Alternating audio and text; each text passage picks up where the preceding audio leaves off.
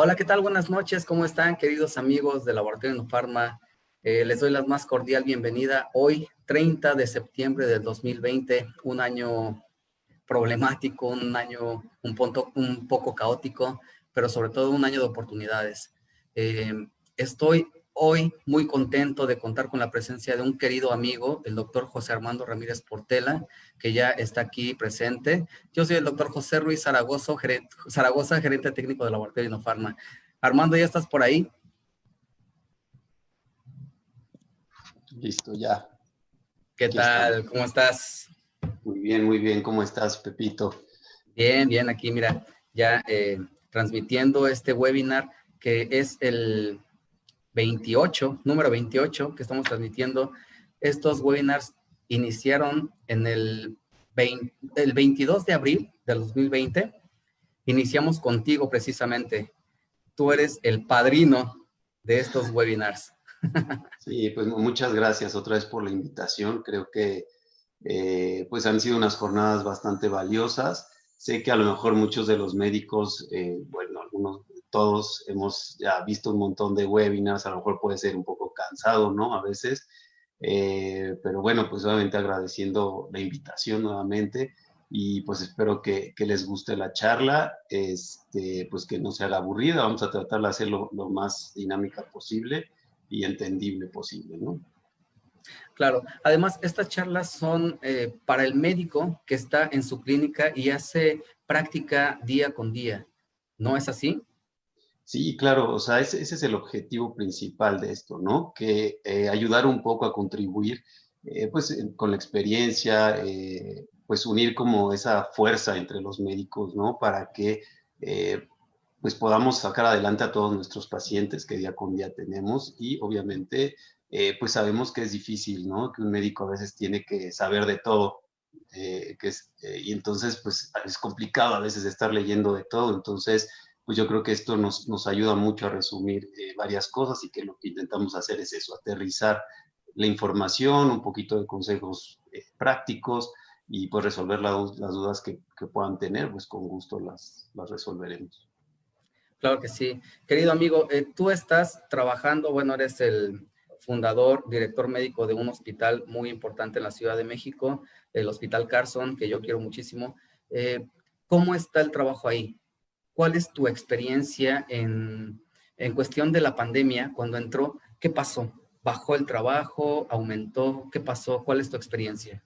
Pues fíjate que curiosamente, y creo que a varios colegas les pasó, que al contrario que pues, teníamos miedo justo de eso, ¿no? De cómo nos iba a influir en el trabajo, los pacientes, pero creo que en lugar de bajar, tuvimos como más trabajo.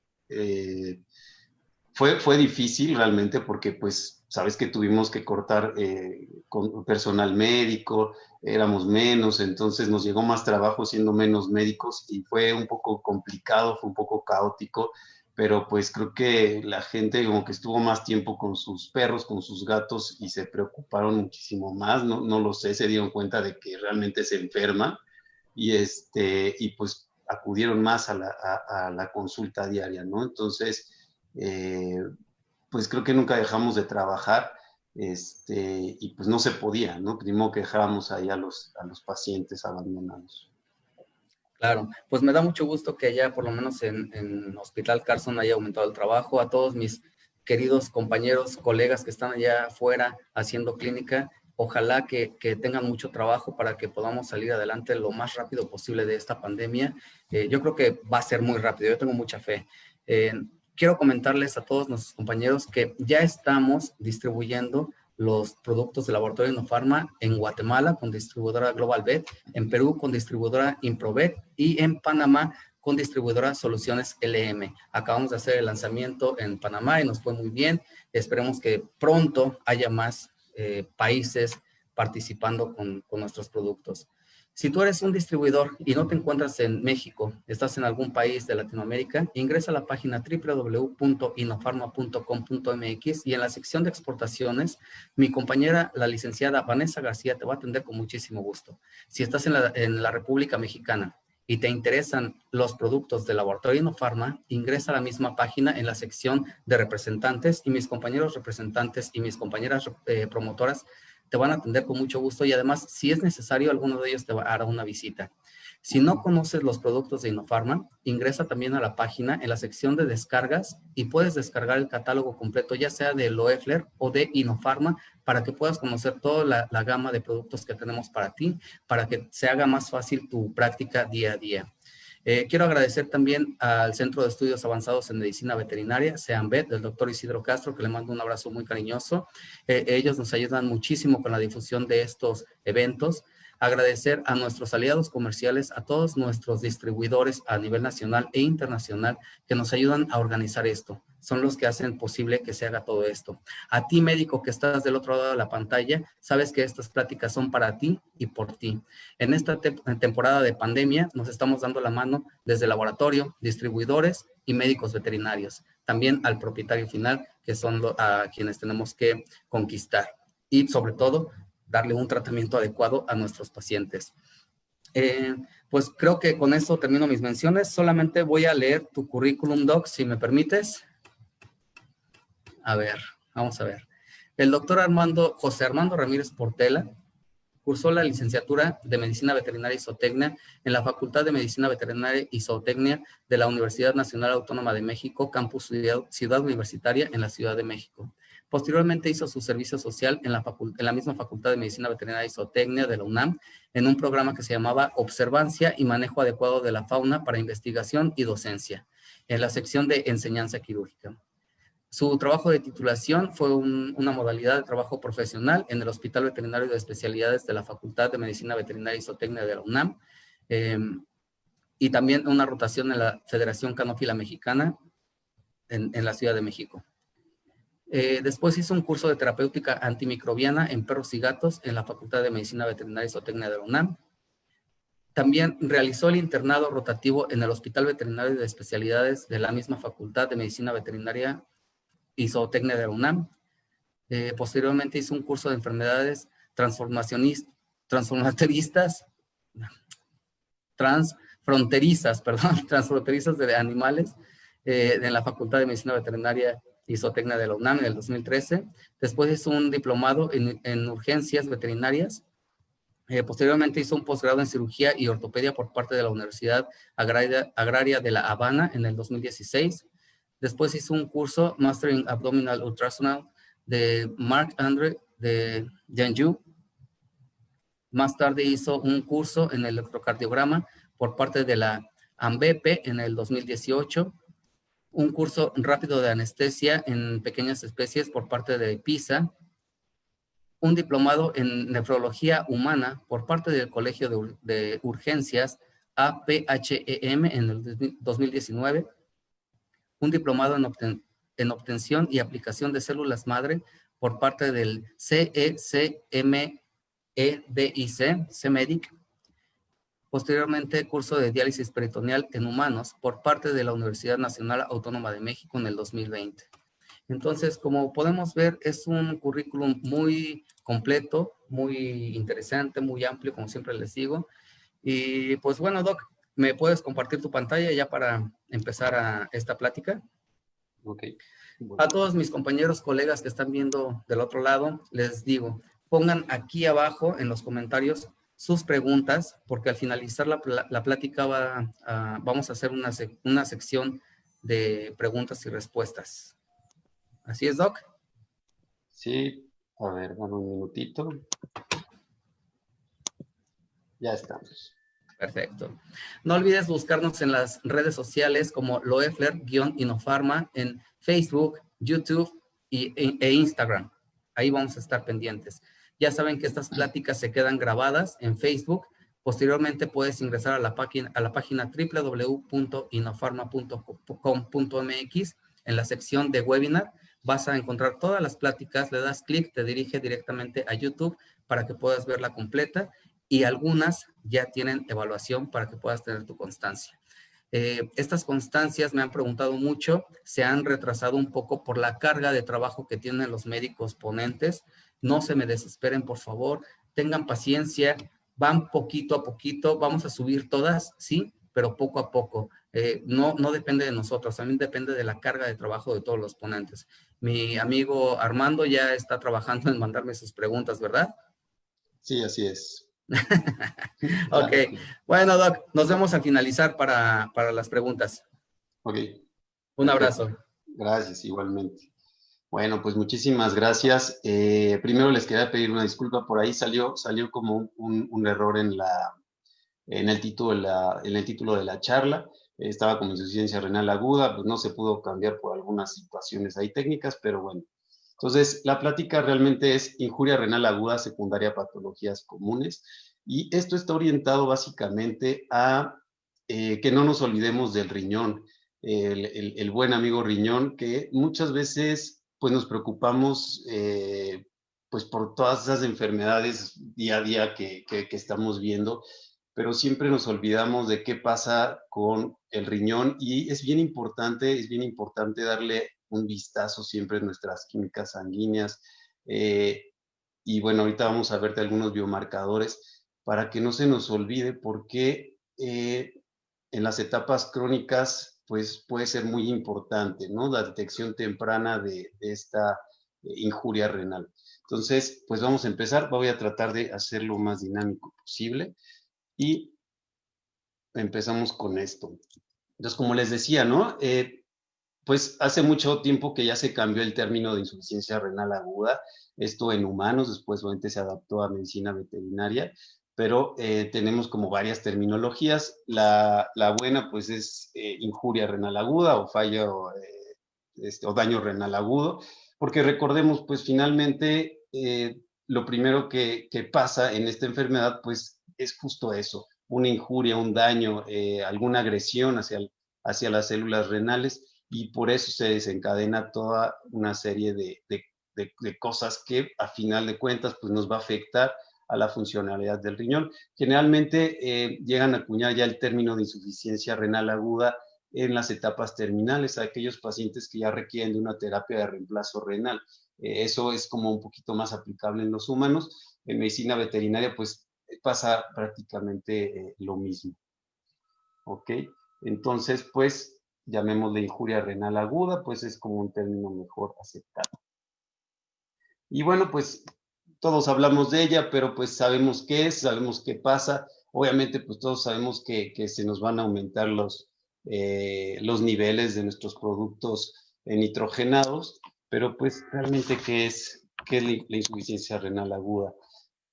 Pues como habíamos dicho, es un incremento subido de estos productos, principalmente los que siempre podemos estar midiendo en nuestra química sanguínea, pues urea y creatinina, pero no olvidemos que existen muchas más toxinas urémicas, que en la charla anterior ya habíamos hablado un poquito de ellas, y por acá tengo, si ven eso, esta es una página que pueden todos consultar, que es una base de datos de todas las toxinas urémicas que pueden afectar a una insuficiencia renal, ¿no? Todo este lado, pues tenemos todas las cuestiones que nos pueden afectar, ya sea cardiovascular, cuestiones nutricionales, hematológicas, neurológicas. Como ven, es una lista larguísima, vamos a ver cada una de ellas. ¿Cierto?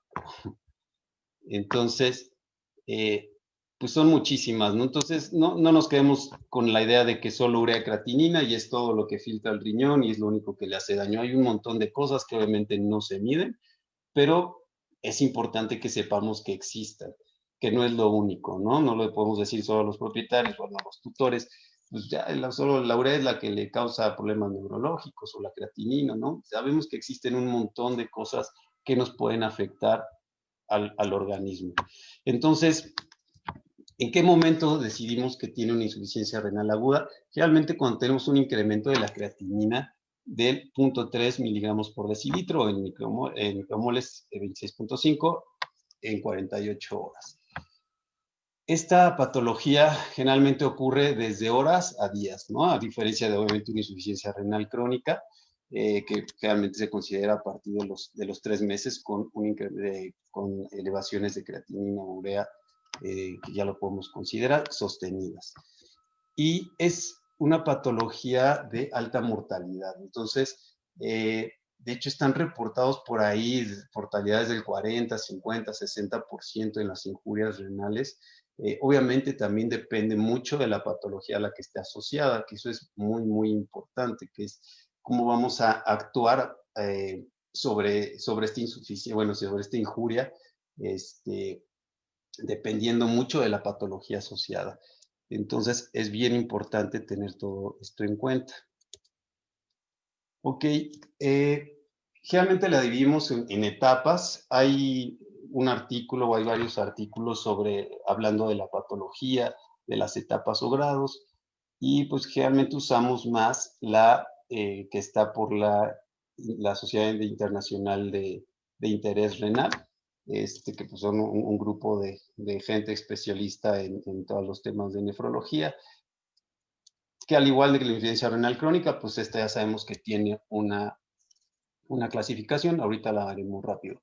Entonces, en cuanto a la fisiopatología, tenemos estas 4 etapas, que es como nuestra insuficiencia, bueno, cuando empieza la injuria, perdón, la costumbre de estar con insuficiencia, la etapa inicial o la inmediata, que es cuando viene justo el daño, la injuria, ¿no? Algún factor que nos está dañando al riñón y empieza todo el mecanismo fisiopatológico. Se pasa a la segunda etapa, que es la extensión, donde ya empezamos a ver una etapa de isquemia, una hipoxia, apoptosis, necrosis de las células, y entonces empieza todo el relajo renal, ¿no? Empezamos a tener ya muchos problemas. En estas etapas en la etapa inicial, pues, realmente no vamos a ver incremento de creatinina ni de urea. En la etapa 2, posiblemente veamos un pequeño incremento, que se haya marcado, ¿no? En la etapa 3, pues empezamos a tener una uremia más compleja, la vamos a tener más complicada, pero se va a empezar a restablecer un poquito más el flujo vascular y es cuando vamos a presentar un poquito más de oliguria o de anuria. En la etapa 2, muchas veces también se llega a presentar y esa es una de las claves esenciales para identificar una injuria renal. Ahorita lo vamos a ver más adelante. Y la etapa 4, bueno, es la recuperación. Ya que pasa todo este problema, este daño, entonces empieza la recuperación del riñón, en donde empieza a mejorar nuestra azotemia, los túbulos empiezan a recuperar sus células, podemos llegar a tener una poliuria en esta etapa y después de ahí, y que es yo creo que la médula, lo central de esta plática, es que el riñón se puede recuperar, puede llegar a su normalidad, a tener su función normal o queda con una etapa disfuncional. Y eso se puede convertir después en una injuria renal crónica, ¿ok? Que eso es bien importante. Lo que les comentaba, los grados por el iris, ¿no? Entonces, son 5 etapas y estas etapas se basan generalmente en los niveles de creatinina. Esto lo pueden consultar en la página, pues está ahí accesible para todo el mundo. Y básicamente, pues son por los niveles. Obviamente los grados 3, 4 y 5, los grados más avanzados. En grado 5, pues es prácticamente terminal, es muy difícil que salgan de ahí nuestros pacientes. Ok, esto es pues rápido como un resumen esquemático de lo que habíamos comentado, ¿no? Nuestro riñoncito normal, tenemos una injuria, después hay un daño estructural, tu daño renal y entonces la etapa de recuperación.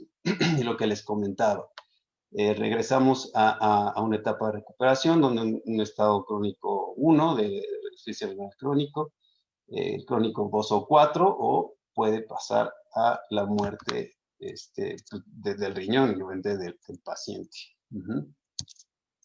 Ok, muy bien. Entonces, aparte de esta clasificación, tenemos una subclasificación en donde cada grado lo podemos clasificar como un no oligúrico, oligúrico o anúrico y un paciente que requiere ya una terapia de reemplazo renal. ¿Okay? Esto pues obviamente es viendo al paciente, midiendo su producción de orina, que es súper importante que las midan. No nos quedemos nada más en la hospitalización, hay que ponerle las sondas. Es a veces complicado con los propietarios, pero en lo mejor, en la mayoría de las posibilidades, háganlo, es bien importante. Ok, entonces, ¿qué tipo de injurias tenemos? Pues tenemos la prerrenal, la intrínseca o primaria y la postrenal, ¿no?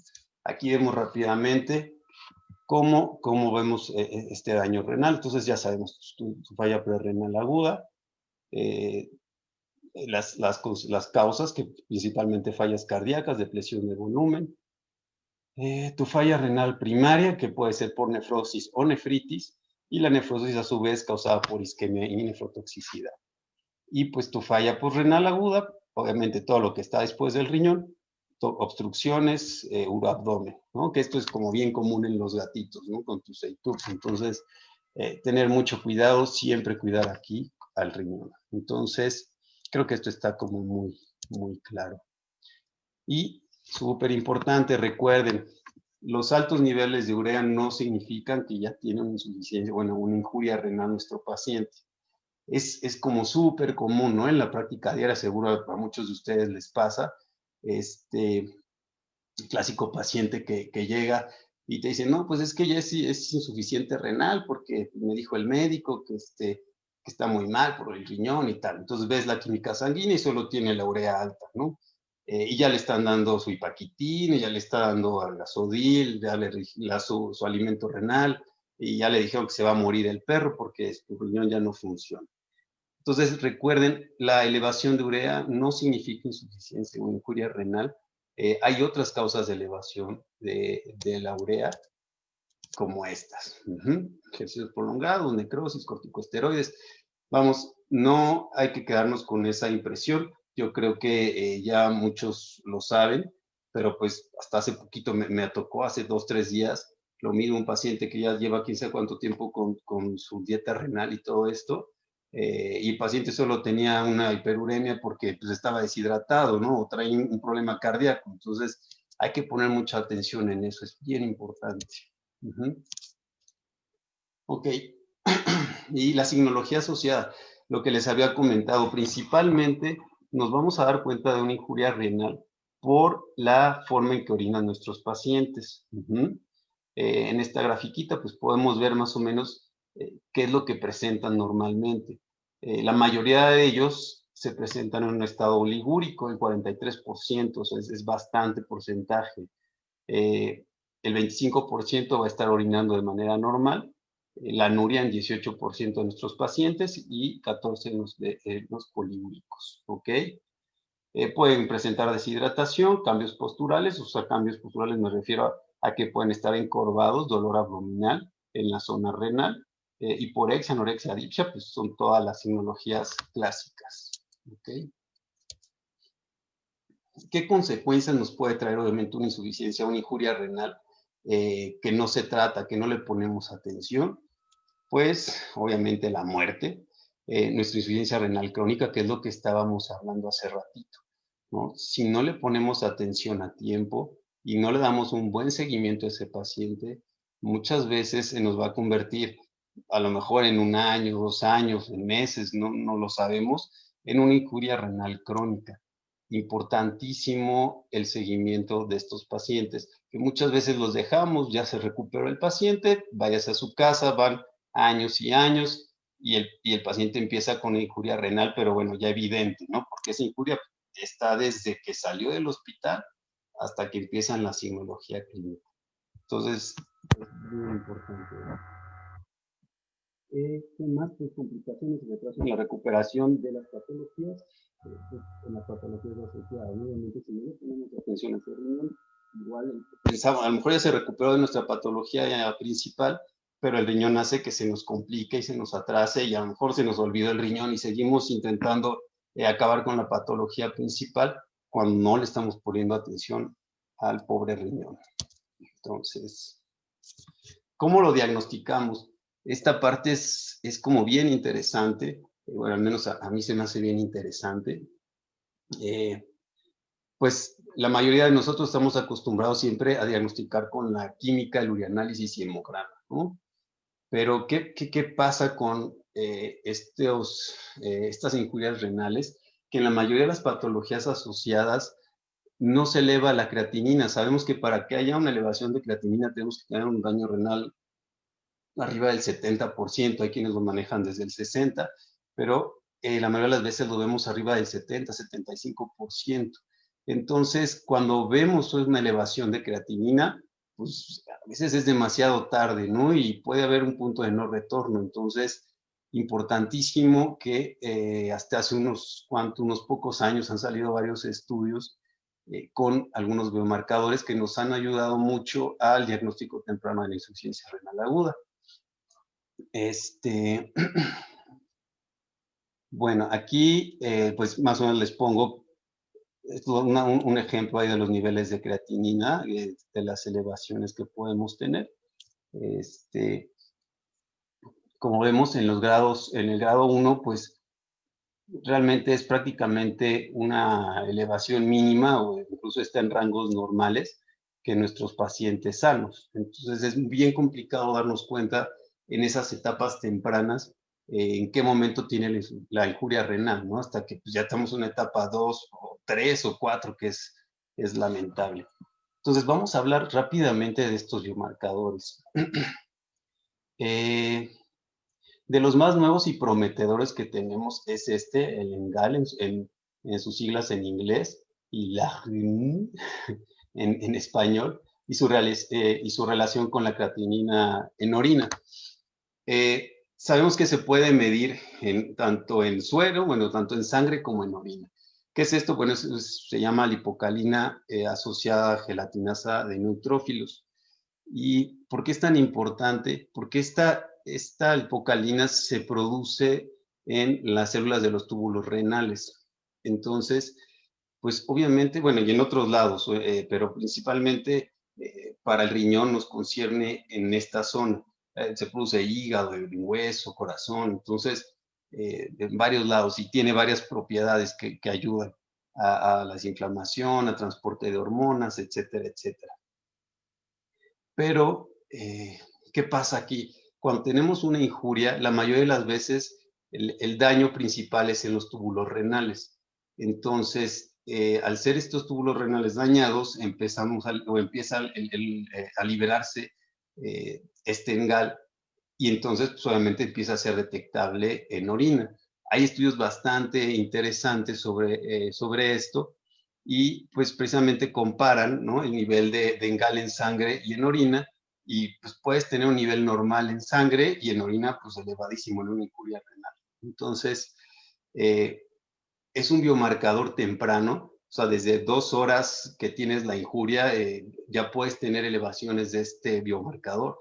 Entonces se ha convertido ahorita en algo importante para todos estos pacientes y que incluso, por ejemplo, en los pacientes que entran a anestesia, una anestesia común y corriente que todos hacemos pues, día a día, han encontrado elevaciones del ENGAL postquirúrgicas y obviamente con niveles normales de creatinina, de urea, el paciente pues, sin ninguna signología clínica, pero de pronto encontraron que había niveles elevados del ENGAL, de la relación creatinina-orina y ENGAL, entonces pues empezamos a ver que pues obviamente los procesos anestésicos pueden conllevar a una hipoxia renal y eso pues genera una injuria y esa injuria aguda pues se puede ir escalando día a día sin que nos demos cuenta hasta ya sea una semana, 2 semanas, caer en una injuria renal severa o convertirse en una crónica si es pues un estadio prolongado, ¿no? Entonces,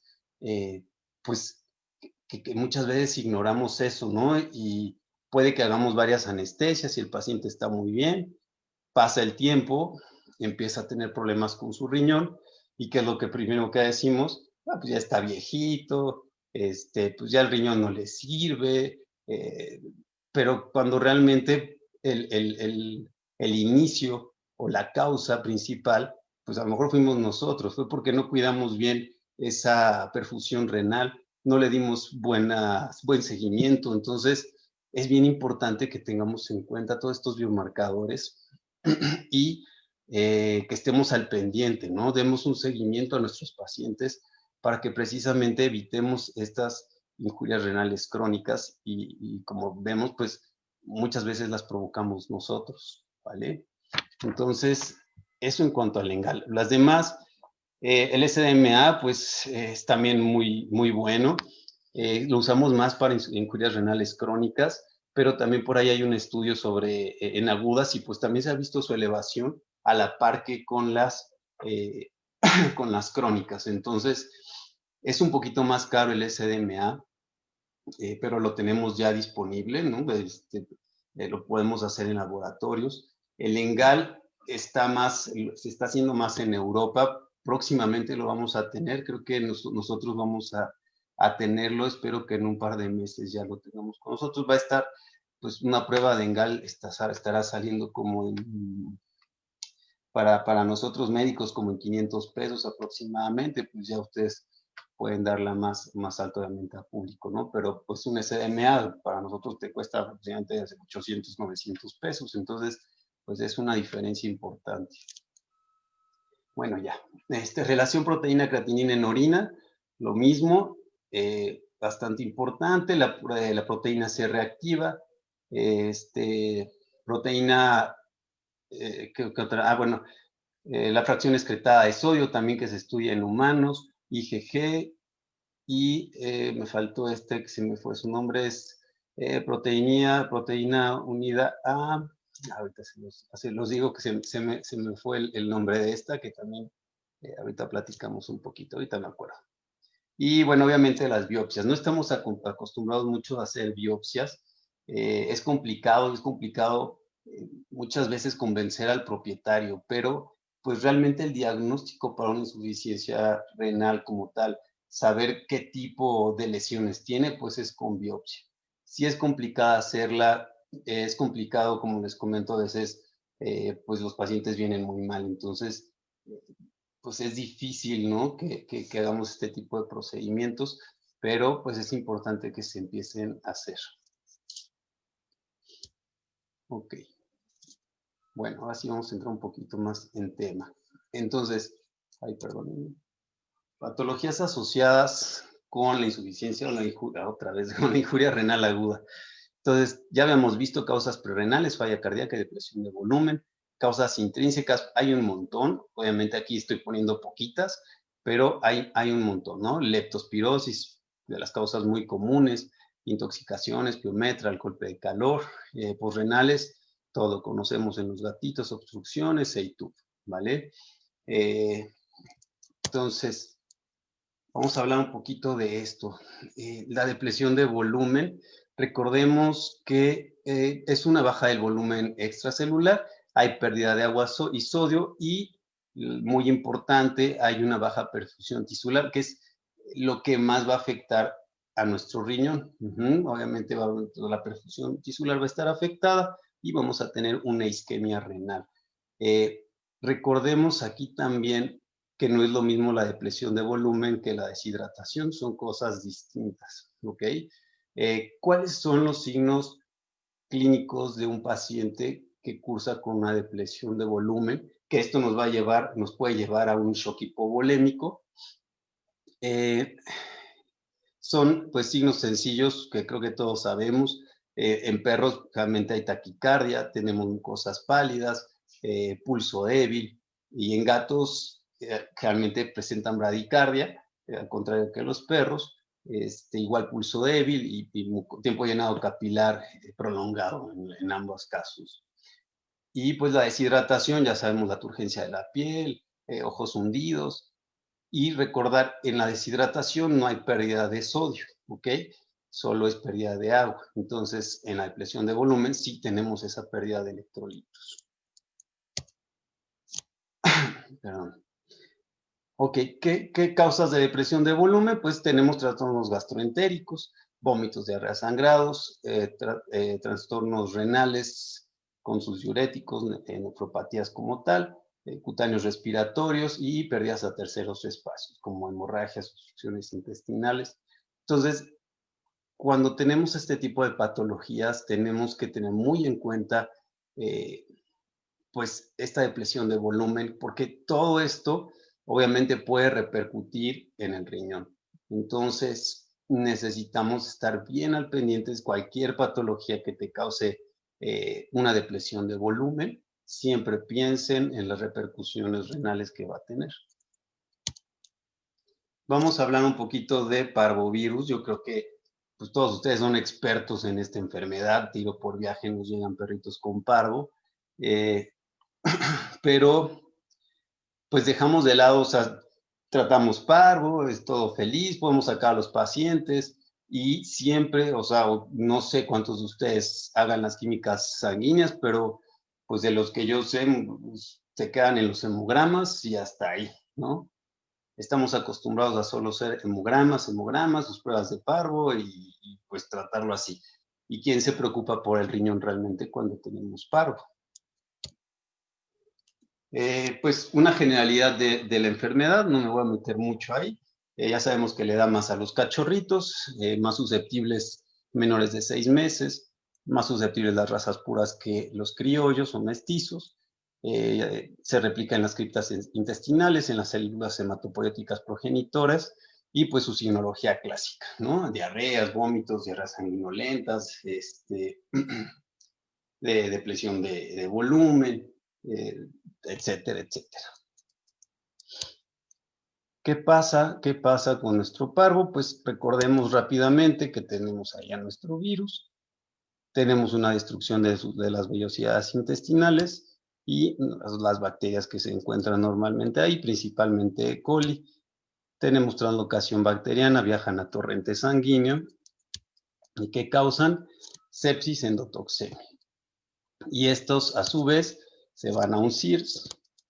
Y de CIRS tenemos falla multiorgánica y posteriormente la muerte, ¿no? Entonces, pues obviamente el virus como tal no es el que mata al paciente, sino todas las consecuencias que conlleva este virus. Entonces, ahí es bien importante, porque obviamente en todo este proceso, pues hay una inflamación severa de los órganos y hay un daño renal agudo que siempre pasamos de alto.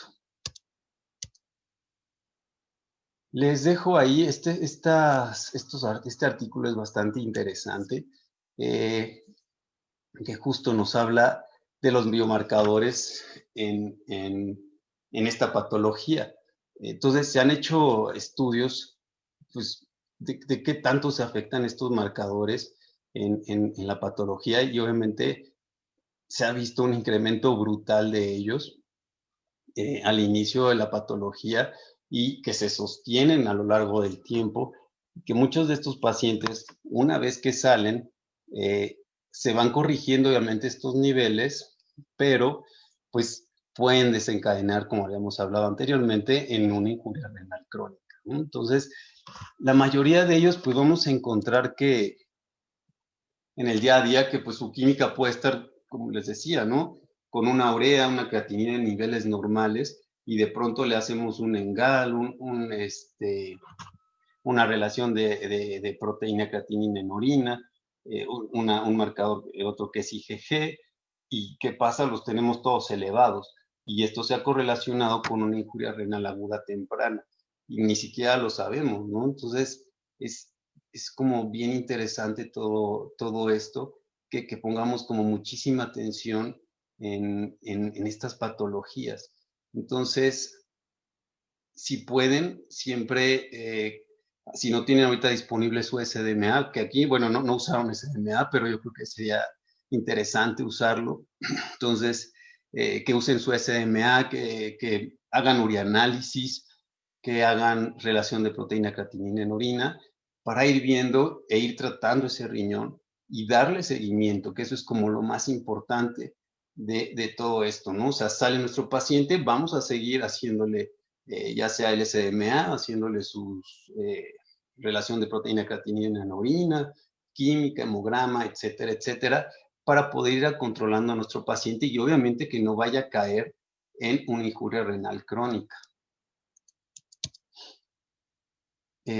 Ok, la injuria que se da es por un daño glomerular y tubular, ¿no? Entonces, en todas estas patologías, el daño va hacia los túbulos y hacia el glomérulo.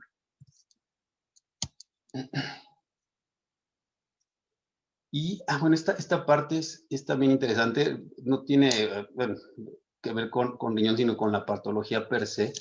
De los biomarcadores también, que tenemos como pronóstico para el paro. Entonces, pues ahí sí le pueden echar un ojo a ese artículo, muy interesante, haciendo obviamente química sanguínea y hemograma, ¿no? Que obviamente ya sabemos siempre la panleucopenia que genera severa es uno de los biomarcadores importantes.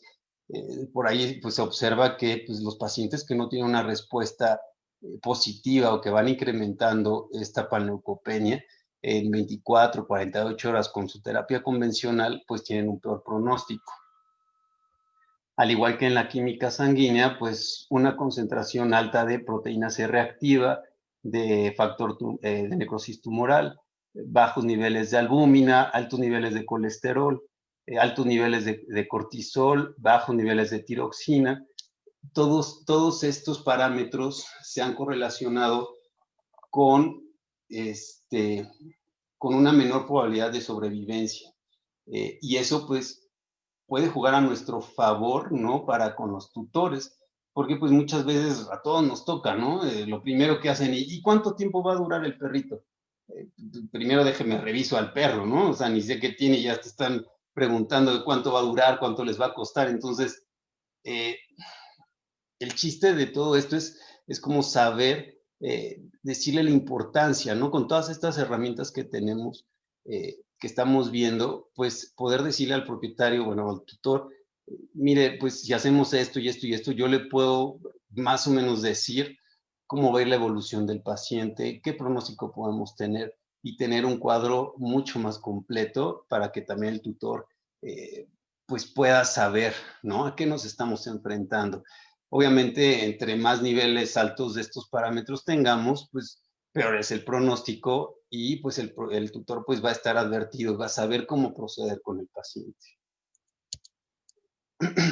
Bueno, su terapéutica, la terapia que todos pues hacemos, yo creo que ya todos son expertos en esto, su terapia de líquidos, importante, para eso también la química sanguínea, revisar siempre tus niveles de electrolitos, cloro, sodio, potasio, no poner cualquier solución que te encuentres nomás porque sí, es importantísimo revisar estos niveles, saber qué solución vamos a utilizar, si es una solución fisiológica, si es un riñón lactato, si ponemos una solución glucosada, etcétera, etcétera, ¿no? Pero es importante que siempre tengamos esas bases, que conozcamos para qué sirve cada solución y que pues actuemos de la manera correcta en base a pues esos conocimientos, ¿no?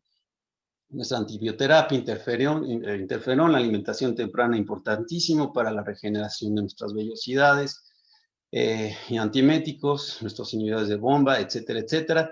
Y bueno, aquí les pongo este artículo, no sé, alguien a lo mejor de ustedes ya lo ha utilizado, la verdad es que yo pues apenas lo estamos tratando de implementar, que es el trasplante de microbiota.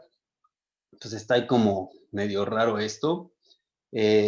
Solo encontré un artículo que habla sobre este trasplante y pues su base es que obviamente pues con el parvo pues se lleva toda la microbiota normal del intestino y pues eso favorece a la translocación bacteriana, pues a las infecciones, etcétera, ¿no? Entonces, en teoría, en este artículo nos mencionan que puedes tomar heces de un perro sano, ¿no? Obviamente, pues que tenga sus vacunas, su condición corporal normal, sus estudios de sangre normales, obviamente que no tenga parásitos. Y recolectas esa popo, puedes recolectarla de varios días congelada, o que es así como lo hacen en el artículo, ¿no? Agarras 10 gramos de esas heces y las diluyes con 10 mililitros de solución salina y esa mezcla la implantas en el recto con una sonda, y pues ellos dicen que en su experiencia con esta terapéutica es que reduces el tiempo de recuperación en las diarreas, más o menos un 30%, 40% en algunos pacientes, incluso hasta más, ¿no? Entonces, si un paciente a lo mejor tiene 5 días de diarrea, pues, según con este tratamiento se lo van quitando a los 2 días, ya está recuperado. Obviamente esto pues repercute en la recuperación más rápida del paciente y pues su tasa de mortalidad baja, o sea, su probabilidad de sobrevivir es mucho más alta. La verdad es que pues yo no lo he usado, no sé si alguno de ustedes se lo ha usado, pues que nos comparta su experiencia. Bueno, al final vamos a hablar un poquito de la terapéutica, ¿no? Del riñón, porque pues, todas tienen que ver con eso, entonces pues, no sería como muy repetitivo. Otra de las causas más comunes, pues golpe de calor, ¿no? ¿Qué nos afecta el golpe de calor en riñón? A lo mejor este es un poquito más evidente, la injuria renal, pero lo mismo, pasa lo mismo que con el parvo y estas patologías comunes. Nos enfocamos tanto a la patología principal que se nos olvida totalmente el riñón. Y, como ya lo mencionamos, pues puede repercutir en forma crónica. Entonces, pues ya lo sabemos qué tipos de golpe de calor o cuáles son sus causas. Pobres perritos, ¿no? Que me los dejan ahí en el coche, ahí pleno sol, que nos vamos al súper, se van al manicure, se van a trabajar ahí con los cuates y pues lo dejan ahí encerrado horas y el pobre perro pues, con un shock calórico ahí tremendo. Razas susceptibles, pues todos los braquicefálicos, las razas gigantes, grandes, son más susceptibles, los chiquitos pues son un poquito más tolerantes a este tipo de patologías. Los gatos también son un poquito más resistentes, no quiere decir que porque es resistente ya lo podemos dejar, ¿no? Pero pues así está. Y la otra por una excesiva carga de trabajo, de ejercicio. Su sinología rápidamente, pues obviamente hay una hipertermia, jadeo excesivo, puede conllevar a convulsiones, vómitos, petequias, equimosis, diarreas, ¿no? Por toda la fisiopatología que causa esto. ¿Qué es lo que pasa? Pues hay una citotoxicidad térmica y eso nos puede conllevar a lo mismo, casi lo mismo que parvo, SIRS, SID, que por eso vemos esas petequias, esas hemorragias, una falla multiorgánica y otra vez la muerte, ¿no? Y entre esto, pues aquí otra vez nos llevamos de calle al pobre riñón. ¿Qué pasa rápidamente? Pues hay una vasodilatación, esa vasodilatación que hace pues que el corazón empiece a trabajar, que baje más bien su gasto cardíaco, y eso que hace, pues si no hay un bombeo suficiente, pues hay una baja perfusión, y esa baja perfusión que pasa, pues una injuria renal aguda isquémica. Y a quien dañamos otra vez, glomérulo y túbulos renales. Y lo mismo que en parvo, muchas veces no vemos al riñón, o sea, nos enfocamos en salvar al perro, estamos todos con su terapéutica de líquidos, química sanguínea, y a lo mejor no hay elevación de urea creatinina y entonces pues el riñón está bien, pero pues no es así, ¿no? Entonces, como lo vimos anteriormente, si no estamos acostumbrados a hacer estos biomarcadores tempranos, pues nunca vamos a saber si tenemos una injuria renal o no, si solo nos enfocamos a la urea y a la creatinina. Su diagnóstico, pues anamnesis, la signología clínica, alteraciones que vamos a tener, elevación de estas enzimas hepáticas, nuestros tiempos de coagulación, las plaquetas, y bueno, pues esto a lo mejor es un poquito contradictorio, pero el aumento de la creatinina, que no siempre se debe a la injuria renal. Podemos tener un aumento de creatinina, pero ya sabemos que la creatinina pues no significa solo daño renal tampoco, ¿no? Vemos que proviene del metabolismo de la creatina, que esta nos sirve para darle energía a los músculos. Entonces, si en esta patología, por ejemplo, en un esfuerzo muscular impresionante, pues obviamente hay un desgaste tremendo del músculo y hay una elevación de esa creatinina y tampoco significa que sea injuria renal, por eso la importancia de los biomarcadores. ¿No? Aquí, bueno, les dejo también ese artículo donde precisamente habla de la relación de los biomarcadores en este tipo de procesos. Bueno, algo que se me olvidaba comentarles. Aquí creen que sea posible con estos biomarcadores saber si esta injuria viene, hay una injuria del glomérulo o de los túbulos. Eh, es como lo padre de estos marcadores, ¿no? Que si sabemos también de la fisiología renal, eh, pues podemos saber si si este daño es directo en glomérulo o es en los túbulos, pues gracias a estas de aquí. Estas dos tienen un peso molecular alto y sabemos que en el glomérulo pues es selectivo. Generalmente no deja pasar las moléculas de peso, valores de peso molecular alto, como estas dos, que por eso estos biomarcadores, obviamente si los encontramos en la orina, pues quiere decir que tenemos un daño ahí en el glomérulo porque pues, las está dejando pasar cuando normalmente no tienen que pasar. Eh, bueno, claro, ahí hay un paréntesis, ¿no? La filtración pues no solo se da por el peso molecular, sino también tiene que ver con las cargas. Las estructuras encargadas de la filtración, llámense podocitos, membrana basal, etcétera, también tienen una carga negativa. Entonces, aquellas moléculas, no importando su peso, si tienen carga negativa, pues no van a pasar. Entonces, bueno, también estos es importante saber, no son predictores del pronóstico, o sea, no hay un número que nos pueda decir si ese paciente va a sobrevivir o no va a sobrevivir.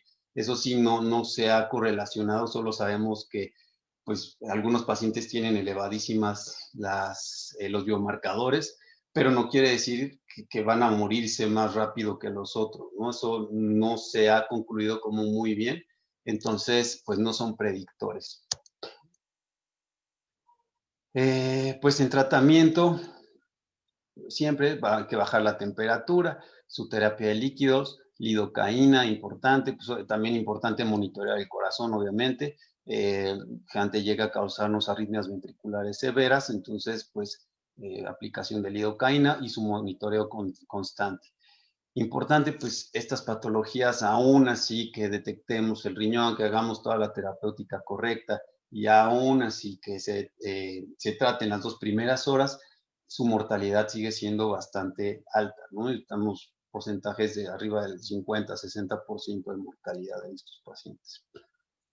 Y lo mismo, el monitoreo a largo plazo, lo mismo que comparo, ¿no? No significa que si ya lo salvamos, ya lo vamos a dejar así, que se vaya a su casa feliz y contento, y ahí nos vemos hasta que tenga 15 años el paciente y ya empezamos, ay, ¿qué tal? Tienes una insuficiencia renal crónica, es por viejito y a lo mejor no, es insuficiente, pudiéramos haberla evitado si hubiéramos tenido un control adecuado de nuestro paciente. Entonces, lo mismo, importante, después de que salven este tipo de pacientes, hagan un monitoreo constante, a lo mejor primero a la semana, a los 15 días, un mes, 3 meses, 6 meses y así, ¿no? Pero es importante que lo hagan y obviamente que siempre se lo comentemos al tutor, esa importancia, ¿no? De que no se queda ahí la patología, y yo creo que pues tanto el paciente como el propietario pues se los va a agradecer.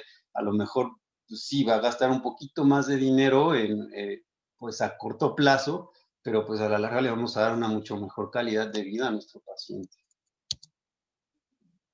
Y pues otro tipo de tratamientos, pues esta empresa de coches muy bonita, pues ya tienen ahí un programa sofisticado en sus coches para mantener la temperatura ambiente dentro del automóvil, ¿no? Ya le pican ahí un botón y te tiene, pues ahí si me quieren regalar uno, pues con todo gusto. Y son bastante caros, creo, pero pues si alguien tiene la oportunidad de comprárselo, pues ahí está. Muy bien, y la última patología de la que vamos a hablar, la vamos a ver con un caso clínico real. Obviamente muy común, a todos les ha pasado, todos hemos visto este tipo de casos, y obviamente pues ustedes lo van a diagnosticar rapidísimo.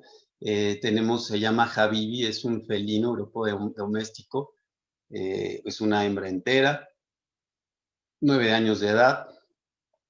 Su anamnesis es que pues estaba muy bien, según esto, hace 2, 3 días, como si nada, comía, jugaba, y de pronto un buen día empezó con depresión, hiporexia, hipodipsia, vómito, y de pronto pues postrada totalmente en casa y nos llega de urgencia al hospital.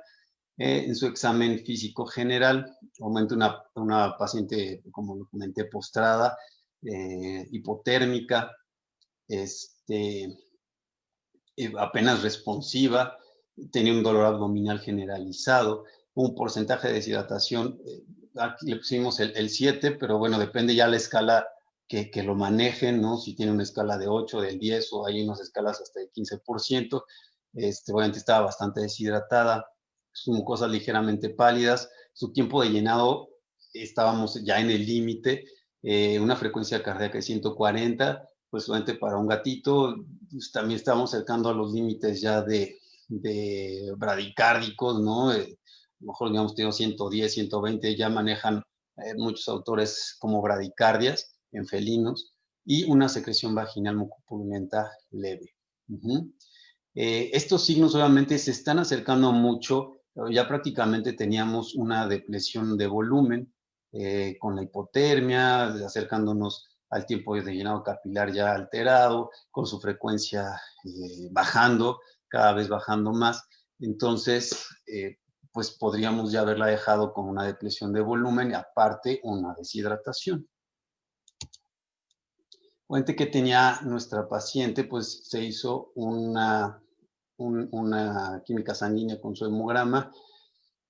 Tenemos, bueno, pues lo pueden ver rapidísimo, ¿no? Una respuesta aquí inflamatoria o infecciosa tremenda, leucocitosis por neutrofilia, neutrofilos banda, linfocitosis, monocitosis y eritrocitosis, pues, la deshidratación. Yo creo que ya saben de qué se trata todo esto. En su química sanguínea, aquí rápidamente lo podríamos clasificar, ¿no? Con nuestra tablita. Acostúmbrese siempre, siempre a clasificar a sus pacientes, ya sean crónicos o agudos, pónganlos en un nivel siempre, ¿no? Es bien importante para que de ahí vayan haciendo su protocolo terapéutico. Obviamente, pues, dependiendo de la patología, siempre piensen, pues esto puede a lo mejor ser algo renal, vamos a hacerle su medición de relación proteína-creatinina o el SDMA, si es que no tenemos acceso todavía al ENGAL, o a la IgG, etcétera, etcétera, ¿no? Entonces, importante, ¿no? Entonces, aquí lo clasificamos rápidamente como en un grado 3. Bueno, sus bilirrubinas altas, la CK, aquí vemos estos también marcadores de insuficiencia renal, fósforo elevado, el potasio ligeramente elevado, el sodio bajo, y cloro también lo teníamos bajo, ¿no? Claramente hay una insuficiencia renal aguda, grado 3. Perdón, en pues no se hizo un análisis, ahorita comentamos por qué.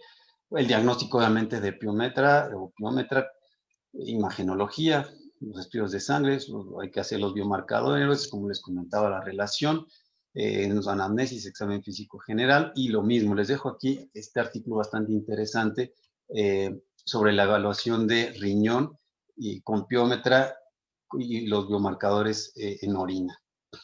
Pues le pueden echar un ojo, buenísimo. Tenemos su ultrasonido rápidamente, signo de múltiples vejigas, el endometrio se ve inflamado, pues es positivo a piometra. ¿Qué pasa con nuestra paciente? Bueno, ahí vimos, se veía también líquido libre en abdomen, con una densidad un poquito alta, pues lo cual era consistente con una peritonitis. ¿Y qué pasa en cirugía? Pues abrimos, entramos a cavidad y pues adiós, todo el útero roto, ya teníamos perforado ese útero con pus en la cavidad, una cochinada que tenía ahí la pobrecita, pues por eso obviamente estaba en esas condiciones. ese mismo día se hizo todo, entramos a quirófano. Ahí vemos todo, ahí estaba la perforación, ya bastante importante. Importantísimo también en estos pacientes hacerles sus cultivos microbiológicos. Obviamente, pues en lo que está el cultivo, pues, damos algún antibiótico profiláctico. A esta paciente, pues la dejamos con un DREN, con lavados 2 veces al día. Si mal no recuerdo, fue una triple esquema de antibióticos. Y pues obviamente estaba en un estado crítico. Aquí pues salió con crecimiento a Proteus vulgaris, que curiosamente en gatos no es como muy reportada esta bacteria, es poco común. Ya sabemos la más común pues es Escherichia coli, y Proteus es como bien raro, pero pues esta gatita lo tenía. Y bueno, pues fue susceptible a ciprofloxacino, eso pues nos ayudó bastante con su tratamiento. Y su medición de creatinina ya después, obviamente postquirúrgica, una creatinina ya en un nivel normal. Fíjense cómo quitando la patología inicial, ya tenemos una creatinina a nivel normal. No quiere decir que obviamente ya no tenga la injuria renal. Aquí lamentablemente por cuestiones de presupuesto y eso ahí en ese momento la propietaria no quiso hacer el SDMA por los costos. Faltaron hacer ahí las cuestiones de relación proteína-creatinina, entonces pues eso me dolió en el alma, pero pues bueno. Aquí vemos entonces cómo ya la creatinina empieza a bajar, simplemente quitando la causa principal. Y bueno, otro articulito sobre piómetra, bastante bueno. Y esta parte bien interesante, el por qué la piometra nos causa una insuficiencia, una injuria renal. Bueno, ya en las otras patologías, pues sabemos obviamente que está la isquemia, la hipoxia, ¿no? Pero aquí, ¿qué es lo que pasa? Hay muchas teorías, realmente todavía no está como súper bien esclarecido la, la causa de esta injuria. Eh, como las cosas como más aceptadas que se habían propuesto es la formación de complejos inmunes que se depositan en la superficie del riñón y eso obviamente pues nos causa una muerte de las células y una glomerulonefritis y entonces que eso era la causa de la injuria. O bien las infecciones ascendentes del útero que pues, nos puedan causar una pielonefritis y tal.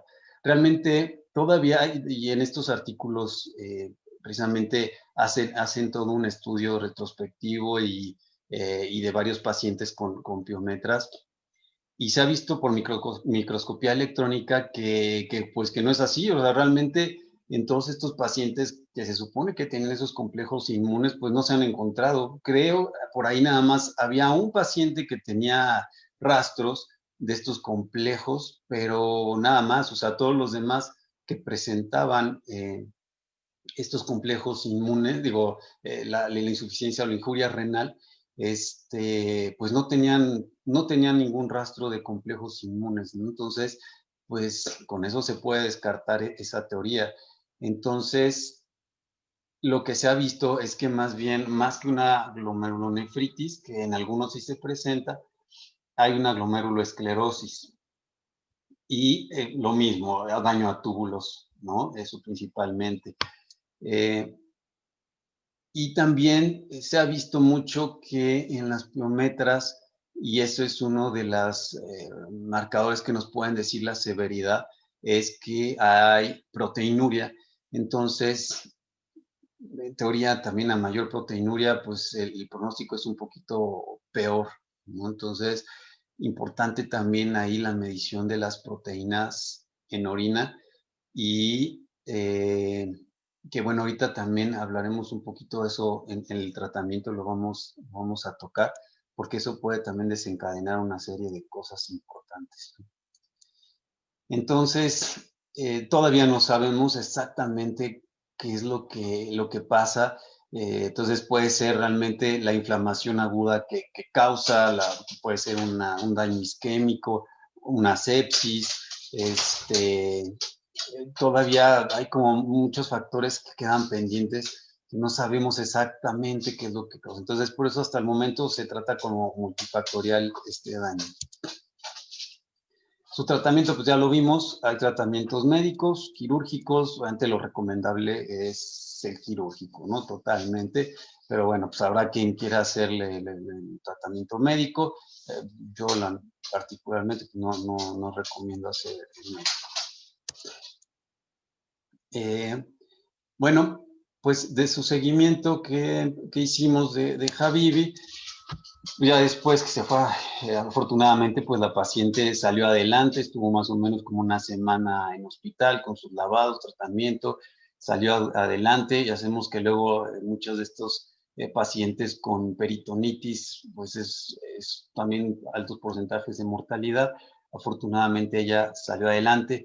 Vemos sus niveles de creatinina en esta parte que ya bajaron un poquito más todavía. Aquí ya le pudimos hacer el urianálisis, obviamente no lo hicimos antes pues, por cuestiones de que estaba todo infectado y no quisimos complicar todavía más pues, la patología, ¿no? La condición del paciente. Entonces, vemos pues un poquito la densidad baja, pero no vemos marcadores de daño tubular aquí, ¿no? De proteínas trazas, no vemos células renales, entonces pues realmente aquí lo vemos, parece que está bien. Lo mismo, no quiere decir que la paciente ya se haya salvado de la injuria renal. Todos nuestros otros parámetros ya dentro de rangos, ay, Dios mío, ¿quién sabe qué hice? Perdónenme. Acá está. Nuestros parámetros dentro de rangos. Ok. Después, esto es apenas, esto fue, me parece que el día de ayer, volvimos a hacer un seguimiento, vemos un poquitito elevadas las proteínas, casi nada. Lo mismo acá vemos qué pasa, miren, fíjense, aquí ya empezamos a tener un poquito de alteración con nuestra urea y la creatinina, ¿no? En la otra teníamos 94, aquí ya nos subió un poquito, 115, todavía estamos dentro de límites, y ahorita sí ya igual su análisis dentro de rangos, mejora su densidad. En la otra, pues obviamente por terapia de líquidos y todo ese tipo de cosas, pues a lo mejor había salido en esa densidad. Aquí ya pudimos hacer un SDMA, y si se fijan, cómo tenemos el SDMA en niveles pues ya cercanos a los altos, ¿no? Entonces, como les comentaba, pues parece todo normal, pero estamos viendo aquí una señal de alerta que tenemos que darle obviamente a esta paciente un seguimiento cercano, porque puede que esto en unos meses pueda quedarse, subir y que nos empiece a presentar una injuria renal. Ya sabemos todos que el SDMA no te lo detecta pues luego, tiene que pasar un 25, 30%, hasta 40% de daño para que esto se vea elevado, pero obviamente es mucho más temprano que una creatinina. Pero importante darle ese seguimiento, ¿no? Ya vimos que tampoco es como tan bajito su SDMA. Y pues esta es Habibi hoy en día. Ahí se las muestro rápido. Está feliz y contenta, afortunadamente, y es una gatita normal.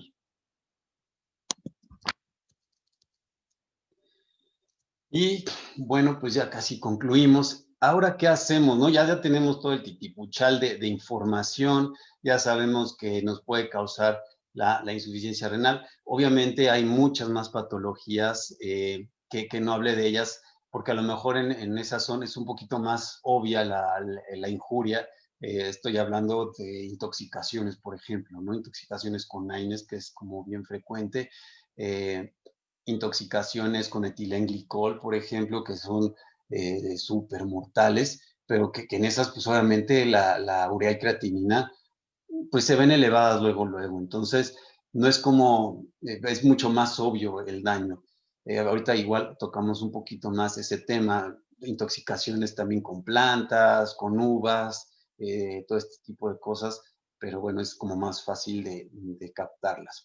Entonces, bueno, ya tenemos toda la información, ya curamos a nuestros pacientes, pero ¿cómo tratamos a esta injuria renal, ¿no? ¿Qué hacemos en casos que no nos bajen los niveles de urea creatinina como con Habibi. ¿Qué podemos hacer con estos pacientes? Obviamente, pues siempre tratar la causa primaria, como ya habíamos dicho. Entonces, importante, sobre todo estas dos, ¿no? Estas dos de aquí, importantes, sobre todo en las patologías de intoxicaciones, como nos estaba hablando etilenglicol, sobre todo para la hemodiálisis.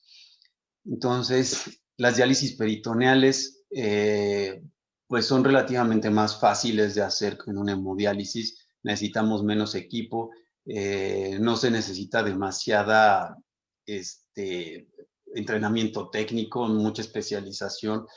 Cualquiera la puede hacer, obviamente, pues siempre teniendo una base, pero nos puede ayudar mucho en niveles elevados de urea y creatinina, pacientes anúricos. Es bien importante que se pueda hacer, conocerla, y pues en estas intoxicaciones de las que estamos hablando. Hemodiálisis, sabemos que tenemos dos tipos, un intermitente, una hemofiltración continua. Obviamente hay diferencias, tienen sus bemoles. Los gatitos en particular, tanto en la diálisis peritoneal como en las hemodiálisis, es bastante complicado. Por ahí hay unos estudios sobre hemodiálisis en gatos, y lamentablemente pues todos los gatos que entraron a hemodiálisis por diversas razones en la insuficiencia o otra vez en la injuria renal, fallecieron. Los poquitos que salieron al poco tiempo fallecen. Todavía faltan muchos estudios sobre hemodiálisis, sobre todo en gatos, y igual la diálisis peritoneal no es como tan fácil que nos sobrevivan a este tipo de procedimientos. Entonces, en los gatitos, pues, ahí sí es como un volado. Yo ahí, pues, obviamente prefiero hacer las diálisis peritoneales en gatitos, pero sí es como bastante complicado y o sea, no hacerla, ¿no? Sino más bien como el pronóstico, el después. Eso es lo complicado con ellos. En los perros, pues, es un poquito más sencillo. Realmente en las hemodiálisis se procuran hacer en pacientes mayores de 10 kilos, pero sí es todo un circo hacer esto, ¿no? Estamos personal capacitado, máquinas especiales, es caro, entonces pues no cualquiera lo hace. Y bueno, dependiendo de la signología y los resultados que tengamos también en las químicas, ¿no? Tenemos diferentes, al igual que en la insuficiencia, en la injuria renal crónica, pues diferentes tratamientos para bajar niveles. Aquí quería hablarles un poquito de los quelantes de fósforo. Como vimos, bueno, Habibi, pues bajaron rápido con su terapéutica de líquidos, con su tratamiento principal de la cirugía, etcétera, etcétera. Pero bueno, en aquellos pacientes que es un poquito más sostenida esta injuria, ¿qué quelantes de fósforo podemos usar? Y bueno, aquí quería hacer hincapié en justo lo que hablábamos al principio, ¿no? De todos estos pacientes que tienen la urea elevada y los diagnosticamos ya como injurias renales, porque sí.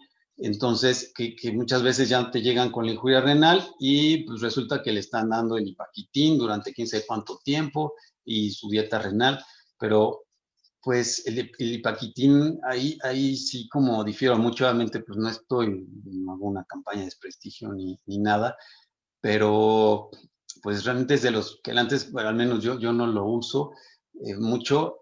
Nos puede ayudar si no hay como algún pocos artículos sobre el uso y el beneficio que llegan a traer, pero pues el otro día estaba como buscándole y no hay, pues al menos no he encontrado cuánto es lo que trae realmente del carbonato de calcio, porque pues contiene carbonato de calcio y chitosan o quitosan. Del quitosan pues también hay algunos estudios en humanos y todo, pero no, a veces se ve que baja un poco los niveles de fósforo, en otros como que no sirve para nada. Y el carbonato de calcio pues sabemos que es bastante bueno para quelar al fósforo, pero justo no sabemos cuánto trae este producto, y entonces lo primero que hacemos cuando tienen una injuria renal, pues le mandan el azodil, ¿no? Y el ipaquitín. Y pero pues ni siquiera sabemos, ni siquiera a veces vemos que hay elevaciones de fósforo y ya le mandan el epaquitín. Entonces, ahí pues sí es como bien importante conocer para qué sirve y si realmente funcionan estos productos, no mandar porque sí este tipo de medicamentos, ¿no? Eh, y les decía, pues realmente no, el carbonato de calcio no viene cuánto trae. Sabemos, pues la dosis es variable del carbonato, puede ir desde los 40, algunos autores desde de 60 y hasta los 100, incluso hasta 200, hay quienes lo han manejado miligramos por kilo. Y en pues te ponen ahí que le pongas una cucharadita cada 5 kilos y ni siquiera sabemos cuánto de carbonato de calcio trae. Y se los comento porque precisamente me llega un paciente con elevación ligera de urea, ni siquiera la gran cosa, y ya traía un ipaquitín desde hace quién sabe cuántas semanas, y en sus primeros estudios, pues el fósforo estaba normal, ¿no? Y ya llevaba no sé cuántas semanas, cuántos días con tratamiento, y el fósforo seguía igual. Entonces yo me pregunto, si das un quelante de fósforo que realmente funcione y no tienes elevaciones de fósforo, pues deberías de ver obviamente resultados hacia abajo de los niveles de fósforo, ¿no? Y en estos pacientes que he visto que les dan el ipaquitín, pues el fósforo se mantiene igual, elevado, o sea, cambia mínimamente. Entonces, pues yo creo que pues hay que como averiguar un poquito más sobre el asunto y pues los invito a que antes de mandar pues estos tratamientos pues nos empapemos un poquito más sobre eso, nos preguntemos si realmente es necesario mandarlo, es necesario hacer gastar al propietario en este tipo de productos. Entonces, pues bueno, ahí queda eso a criterio de ustedes. Pero en fin, ¿qué otros quelantes podemos usar? Obviamente está el carbonato de calcio solo, tenemos el Sevelamer y hay también por ahí un estudio bastante interesante de que cuál de estos les funciona mejor. Se ha visto que hay uno que se llama carbonato de lantano, que es de los que mejores funciones, mejores que el fósforo y que menos efectos adversos tiene, ¿no?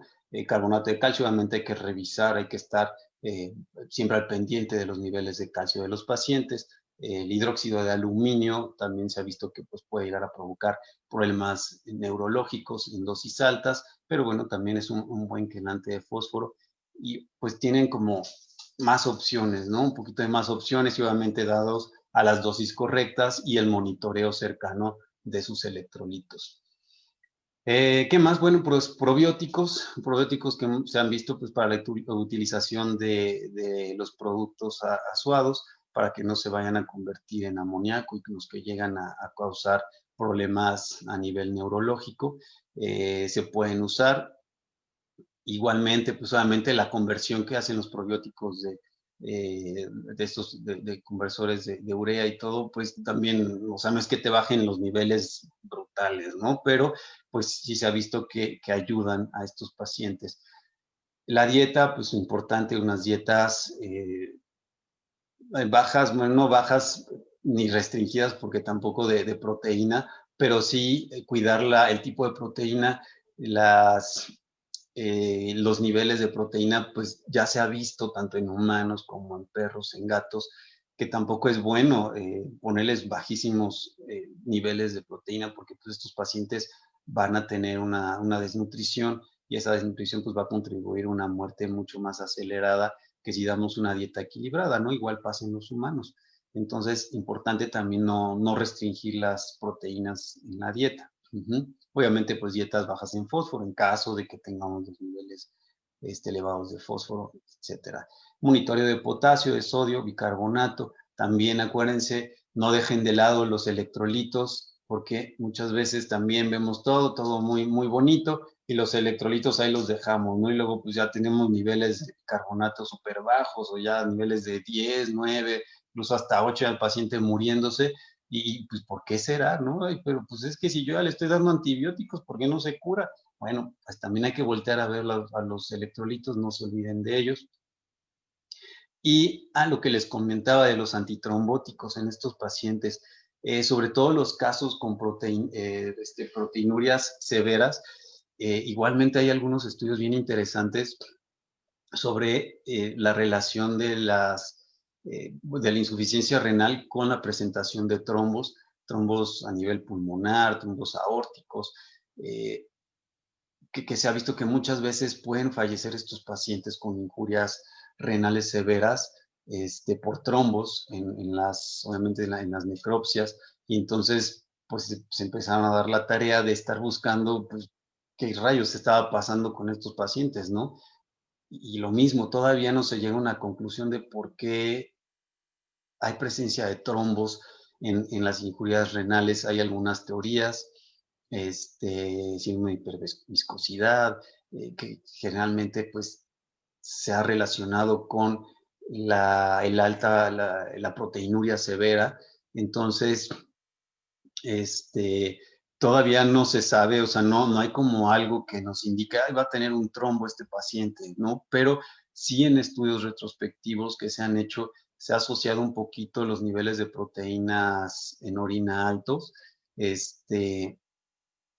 con la generación de trombos. Entonces, pues se da terapia antitrombótica en aquellos pacientes que encontremos proteínas altas. Altas, pues podemos hablar arriba de 2 a 3 miligramos decilitro. Entonces, pues en aquellos pacientes que vemos este tipo de cosas, pues podemos empezar una terapia antitrombótica. ¿Con qué medicamentos? Está el clopidogrel, aspirina, el ácido acetil salicílico también se puede dar, obviamente con un monitoreo cercano del paciente, pero pues de los que se usan normalmente es el clopidogrel. Eh, entonces, podemos dar este tipo de terapéuticas también en estos pacientes proteinúricos. Entonces, no se les olvide, es como un buen tip para aquellos pacientes que pueden estar en ese riesgo. Los IECAS, que también hemos visto que ayudan a la reducción de proteinurias, también es una terapia que nos puede ayudar bastante. Y hay algunos también artículos por ahí que dicen que no funcionan tan bien, otros dicen que sí.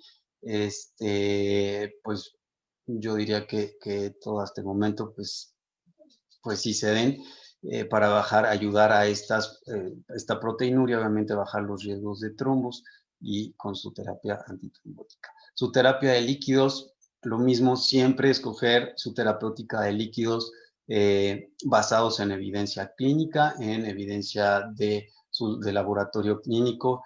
Importantísimo los patólogos clínicos en esta sección de electrolitos.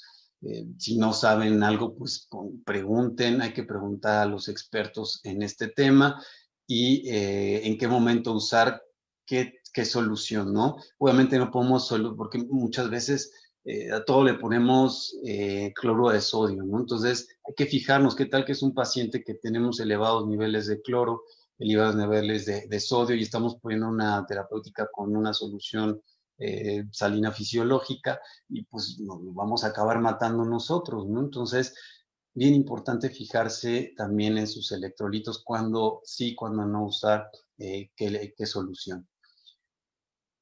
¿Qué más? Los diuréticos. Aquí se los pongo en interrogación, porque los diuréticos, pues en aquellos pacientes que se presentan con anuria y que no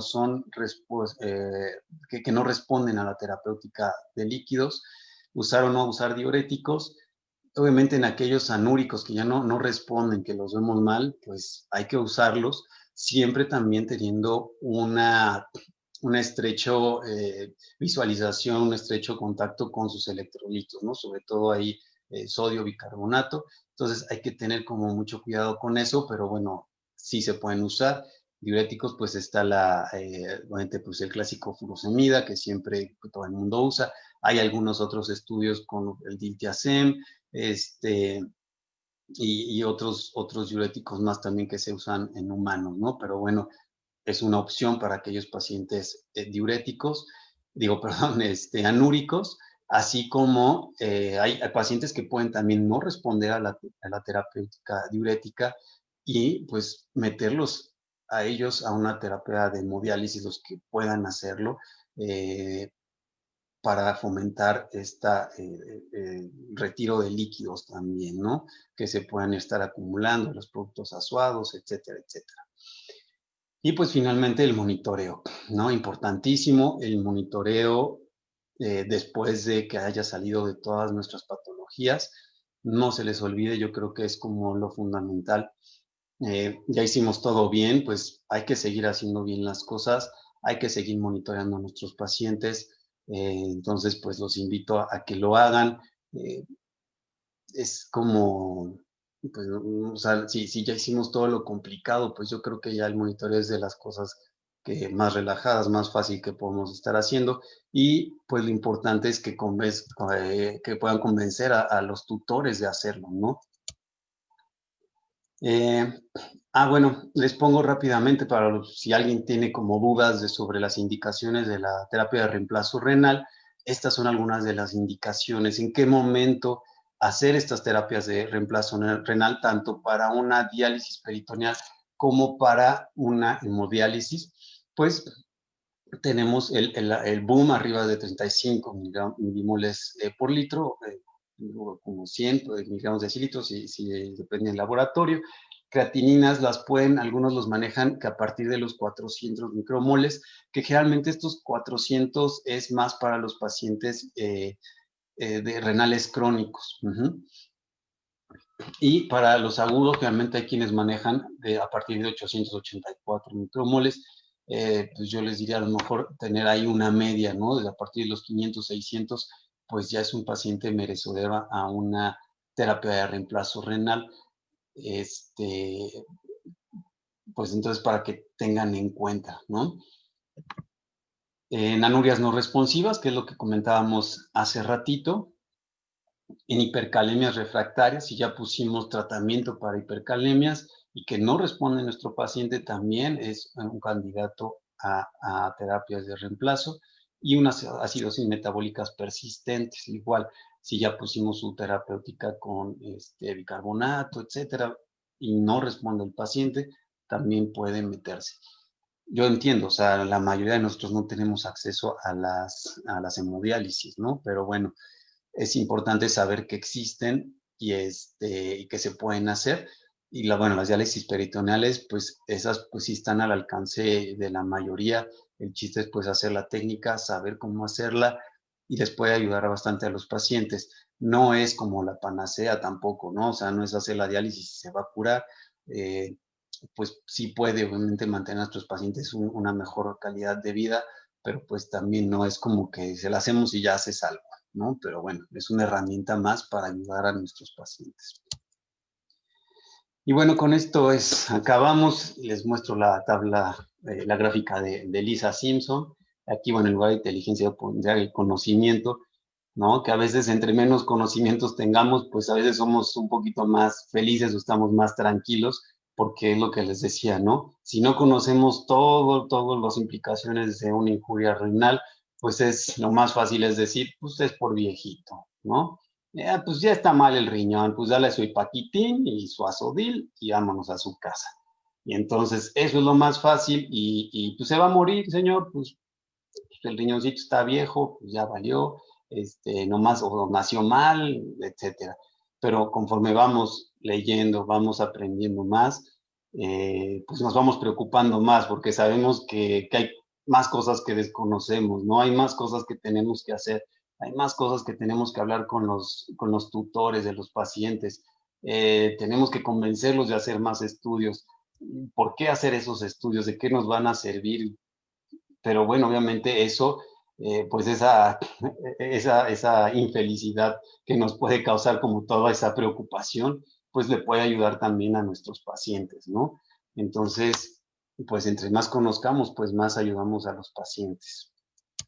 Y pues un poquito de la bibliografía que usamos para esta charla. Espero que les haya gustado, espero pues no los haya aburrido y pues muchas gracias por estar con nosotros.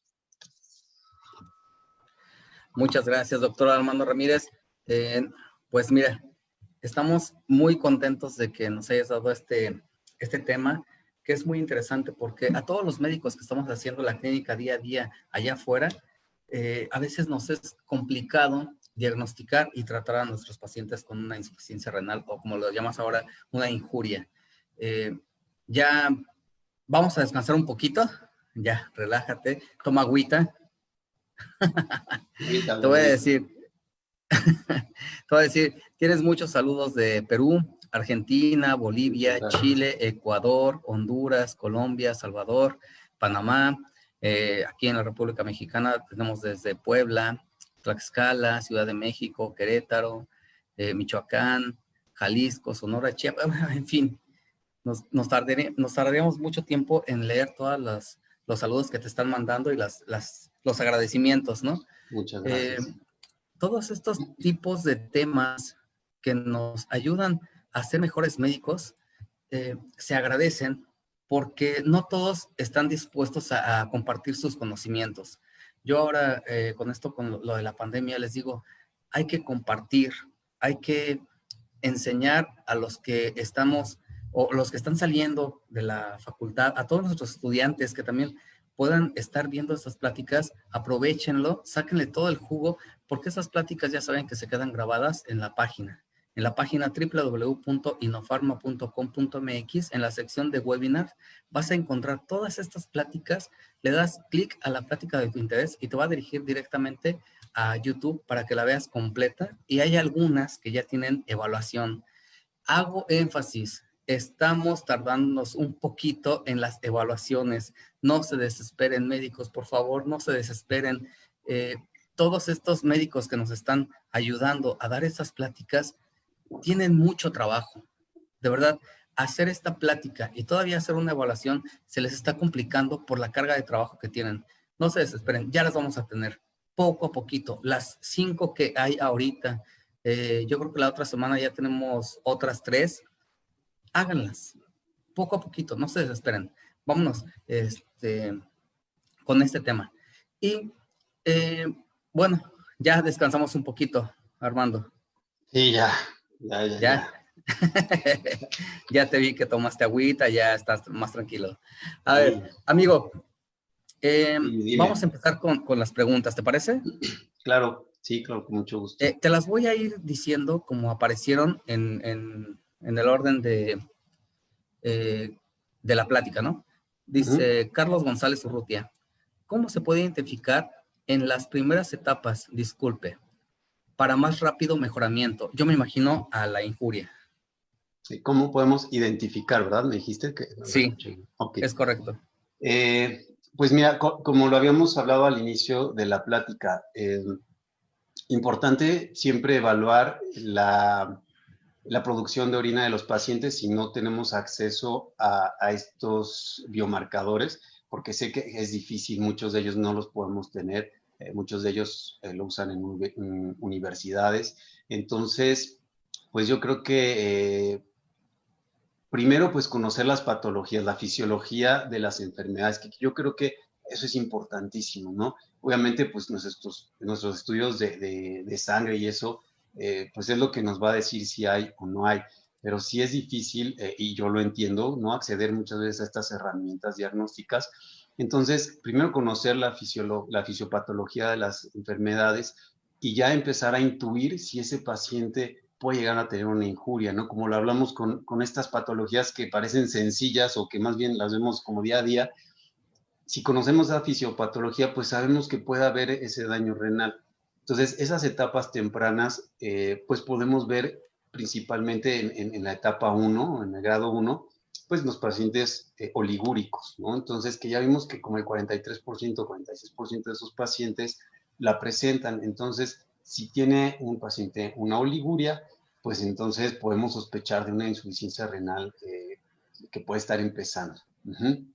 Pues otra, obviamente con el ENGAL, con la lipocalina, importante hacerla si tiene una patología que podemos sospechar que hay una injuria renal, hay que hacer el ENGAL. Les digo, ahorita no está como muy disponible en muchos países. Yo espero tenerla y pues con gusto, pues si alguien quiere, pues se las compartimos para que todos pues podamos hacer este tipo de pruebas. ¿Qué otra? El SDMA, que esa pues está mucho más disponible, muchos laboratorios la tienen.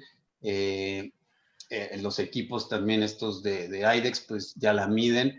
Entonces, pues si tienen, nosotros, bueno, hacemos este tipo de estudios, tenemos el equipo, entonces también si alguien quiere hacerlo, pues con gusto ahí está, o con colegas que ustedes tengan, o si ustedes tienen, pues adelante, háganla, exploten esa prueba. Entonces también con el SMA podemos enterarnos, ¿no? Entonces, pues yo creo que conociendo todo esto, pues es más fácil poder identificar las injurias, ¿no? En etapas tempranas. Ok, Doc, te voy a Sí, pedir dos favores. sí, Uno, ¿puedes dejar de compartir pantalla sí, para que claro. nos veamos ya? Y la segunda, ¿podrías darnos el dato donde te podemos contactar? Tu correo electrónico, principalmente tu teléfono, no sé si lo quieras dar, pero por lo menos tu correo electrónico y en dónde te encontramos. Sí, claro. Mira, mi correo es, te los doy, es m de mamá, c de casa, JARP de papá, @hotmail.com. Ahí pues me pueden mandar, si quieren, pues cualquier duda, comentario, lo que sea, pueden contactarme ahí. Mi teléfono, pues ahí, bueno, se los paso. Si hay que quiera como contactarme directamente, que me lo pase, porque luego sí, no todo el día No, estás ahí, luego en la no te sientas madrugada. comprometido, la verdad es que si quieres, nada más. Si no, con el correo es suficiente. Bueno, no, o sea, sí, pues, digo, con gusto. Si alguien quiere ya específicamente hablar algo, pues con todo gusto, pues podemos responderles dudas o compartir información, ¿no? No hay ningún problema. Muchas gracias. ¿No? A ver, dime el teléfono del hospital. Es el 55 72 58 45 83. Ahí también pueden encontrarme. Y pues les repito, o sea, mi celular, si alguien quiere personalmente, se los paso, ¿no? Con todo gusto. Perfecto. Bueno, entonces ya tenemos el correo electrónico del doctor José Armando Ramírez Portela y vamos a seguir con las preguntas. Gracias, Doc. Dice Telma Murillo. Buenas noches. En un paciente geriátrico de 15 años, con niveles de BUN elevado, urea elevado, creatinina normal, con proteinuria, densidad urinaria de 1.025, Ujú. presencia de células renales en el examen general de orina y Ajá. hematemesis, al cual no se le puede medir SDMA, proteína, creatinina en orina y la presión sistémica. ¿Se puede tomar como injuria renal aguda? Gracias. Está un poquito larga la pregunta. Muy bien. Eh, bueno, y bueno, pues mira, realmente yo creo que por la edad del paciente y todo lo que nos comentas, es más probable que sea una injuria renal crónica, ¿no? Es más probable eso, pero pues ahí hay que tomar en cuenta la historia clínica del paciente, la anamnesis del paciente y es importante como el seguimiento. Pero por lo que me comentas de la cuestión del vómito, es mucho más probable que ese paciente sea una injuria renal crónica. Entonces, que muy probablemente ya esté con un síndrome urémico, ¿no? Que esté causando todo ese daño gastroentérico y que pues tenga ese vómito. Hay que fijarse si hay úlceras, hay que hacer estudios de imaginología. Ahí me faltó un poquito de decir en la plática, no la quería extender más. Ultrasonido renal, importante hacerlo. Y bien mencionas, qué bueno que lo mencionas, la toma de presión sanguínea, también súper, súper importante, que no se los puse ahí en la plática, es otro tema también, ¿no? Entonces, bien importante la medición de presión. Obviamente, si en este paciente de 15 años tenemos elevada presión sistémica, tenemos todos estos factores que me comentas, pues es mucho más probable que tengamos una injuria renal crónica que aguda. Pero te digo, todo va a depender del seguimiento de la historia clínica. Entonces, eso es lo que tenemos que poner como mucha atención.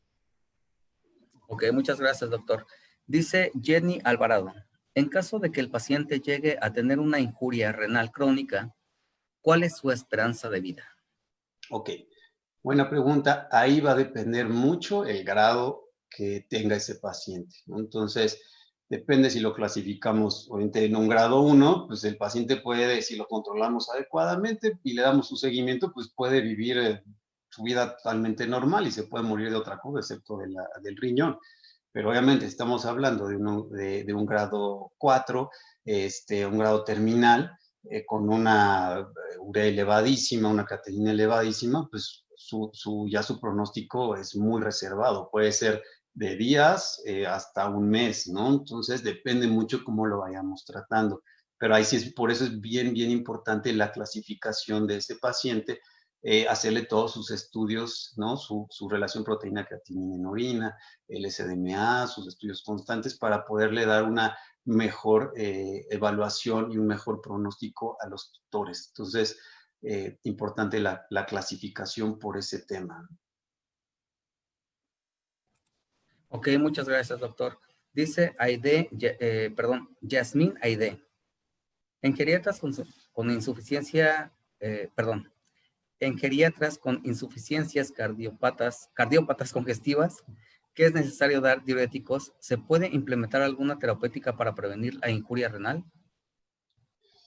Ok, algo para prevenir la injuria renal. Ok, mira, ahí, o sea, sí puedes dar los diuréticos, como comentaba hace rato. Todo va a depender, pues es que tienes que poner una balanza, no es como tan sencillo de decir, pues le quito el diurético, aunque se esté llenando de líquido, cavidad torácica o abdominal, porque pues qué tal que le pego al riñón. Entonces, ahí obviamente tienes que discernir y decidir en base a tus evaluaciones, tanto clínicas como de laboratorio. Obviamente, si tienes un paciente con un sodio bajo, no sé, tienes una injuria renal perdedora de proteínas por un daño tubular, entonces, pues hay dudas en poner un diurético como la furosemida, ¿no? Pero hay algunos otros diuréticos que te pueden servir para ese paciente, en los que, bueno, no dañas tanto esa depresión de sodio. Entonces, va a depender mucho de cómo esté ese paciente, cómo estén esos resultados, en decidir sí o no usar ese diurético. Eh, y también en estos pacientes es importante que, se me fue a mencionar lo que bueno que preguntan, la administración de algunos protectores que nos pueden ayudar mucho. Se ha visto en muchos estudios de que este daño renal o estas injurias pues causan un estrés oxidativo, ¿no? En las células renales. Entonces, es bien importante dar terapéutica con antioxidantes, como la vitamina E, por ejemplo, para ayudar a contrarrestar un poco pues estas hiperoxidaciones que llevan a ver por estos daños a las células renales. Y eso pues puede ayudar también como una protección renal en estos casos.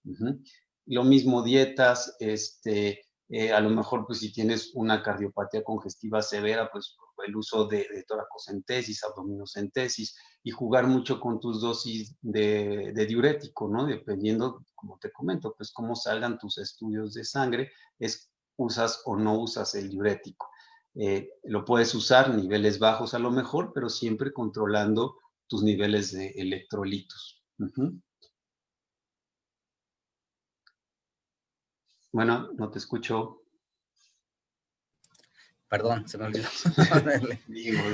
Dice Areli Ramos Solís.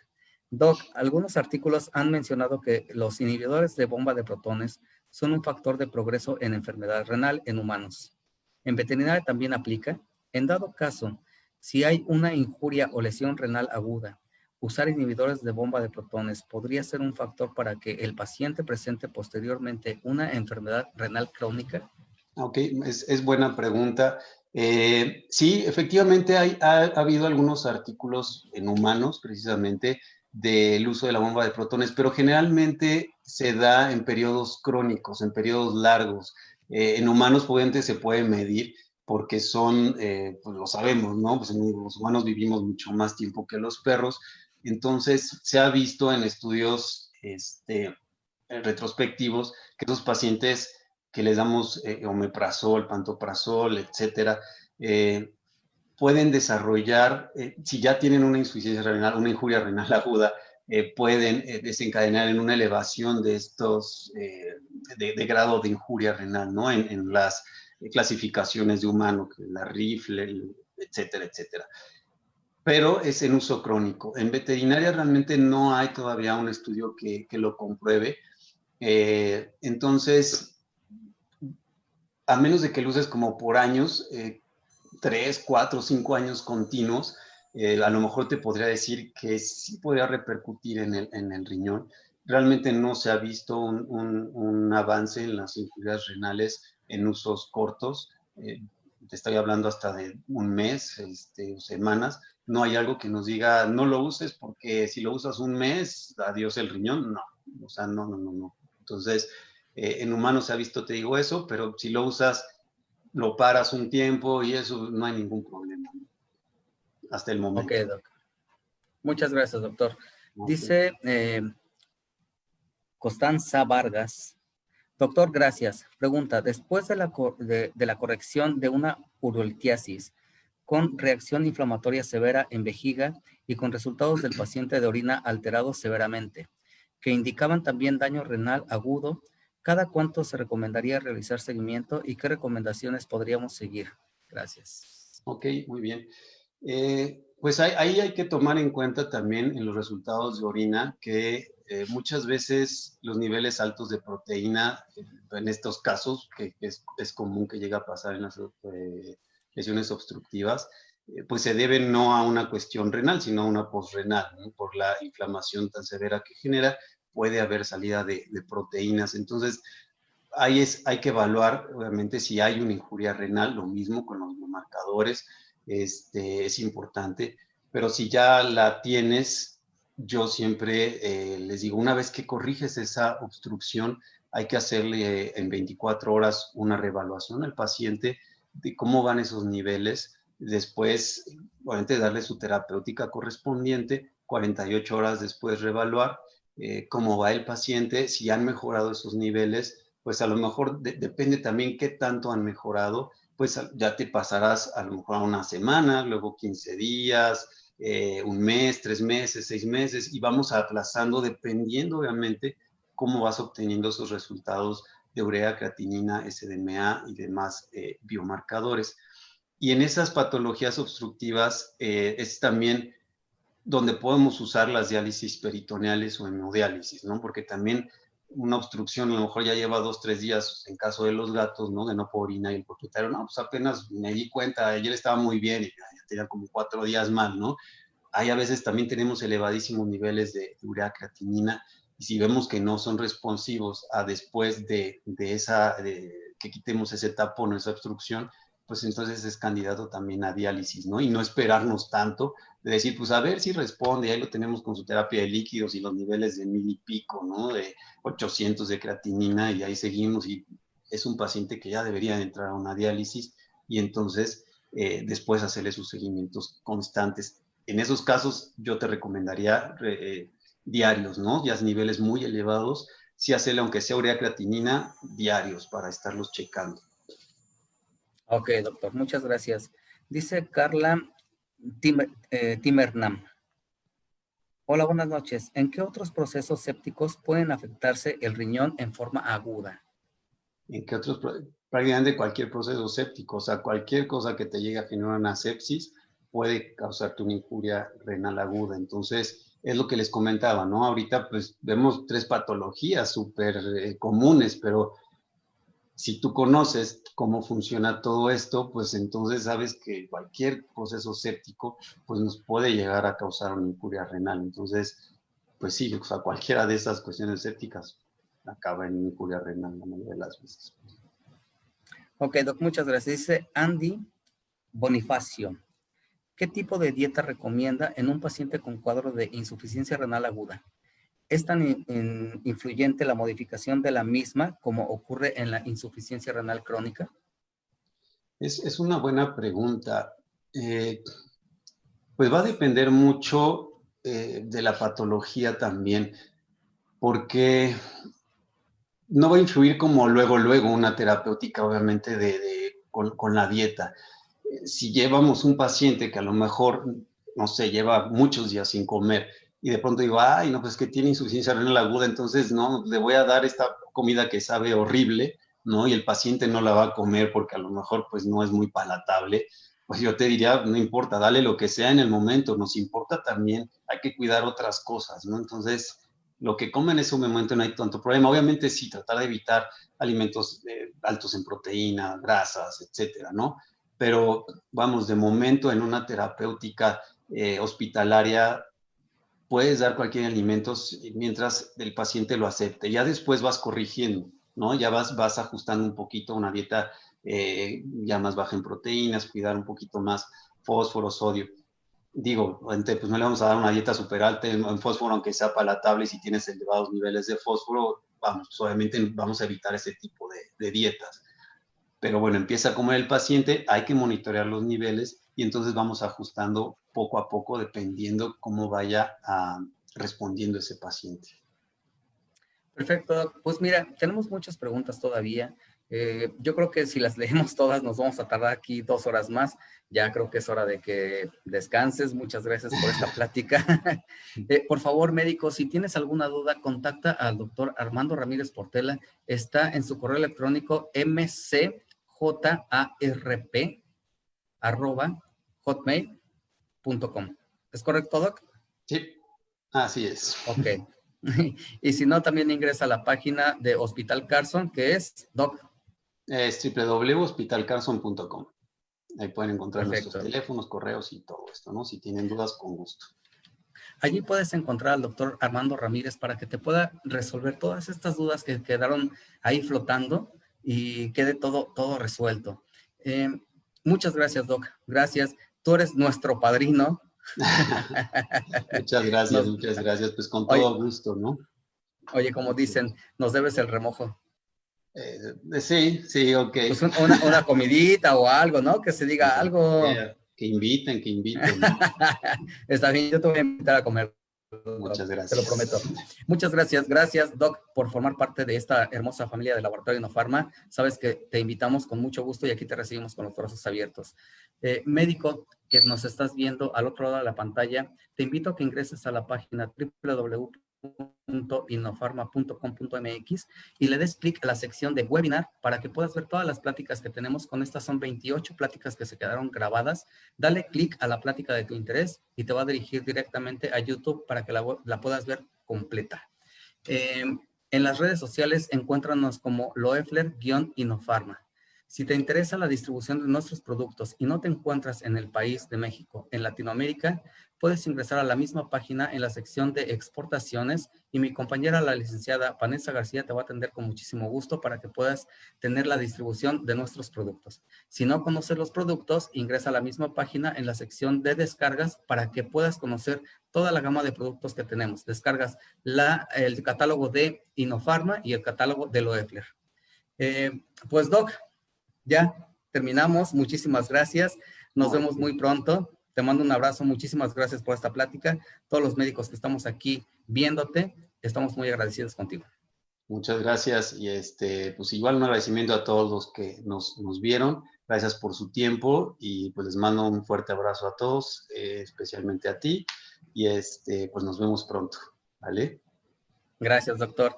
Pues te recuerdo que ya estamos en Guatemala con distribuidora Global Vet, en Perú con distribuidora Improvet y en Panamá con distribuidora Soluciones LM.